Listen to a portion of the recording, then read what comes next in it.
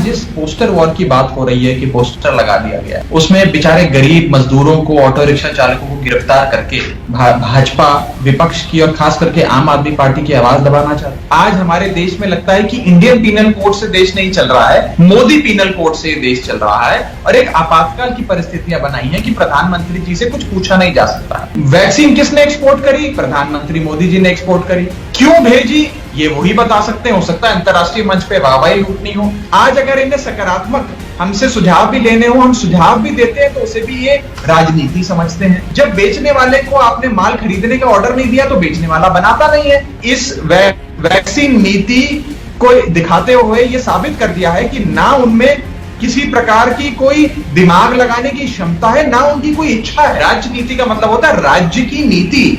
Vaccine की policy पर ही तो चर्चा हो रही है। अब राज्य सरकारों को कहा जा रहा है कि आप ग्लोबल टेंडर करो और जो वैक्सीन हमने एक्सपोर्ट कर दी अब उसे इंपोर्ट करके हिंदुस्तान में लाओ। आपको इस बात का कोई लॉजिक नजर आता है? जब कोई वैक्सीन पे प्रोग्राम बनाना हो तो कहीं जी ये तो हमारे राष्ट्रीय सरकार का विषय है, एक्सपोर्ट करना हो राष्ट्रीय सरकार का विषय। लेकिन कोई छोटा मीन निकल जाए तो बोलो जी राज्यों ने ये नहीं किया। तो क्या आपने राज्यों के मुख्यमंत्रियों से पूछा 7 करोड़ डोज एक्सपोर्ट करने से पहले, विदेश भेजने से पहले? यूनाइटेड किंगडम ने कोविशील्ड की दूसरी डोज का जो समय है, जो अंतराल है, उसे घटा दिया है। उन्होंने कहा अब ये 8 हफ्ते बाद नहीं, 4 हफ्ते बाद, 3 हफ्ते बाद लगनी चाहिए ताकि इस वैक्सीन की एफिकेसी निकल कर आए और आपके शरीर के अंदर ज्यादा इम्यूनिटी आए। हमारे देश की सरकार लोगों की जानों से खेल रही है और क्योंकि इनके पास वैक्सीन नहीं है तो ये कह रहे हैं भाई 6-8 हफ्ते बाद मत आओ, 18 हफ्ते बाद आओ, हमारे पास वैक्सीन ही नहीं है। और साइंस का हमें एक चैप्टर पढ़ाया जा रहा है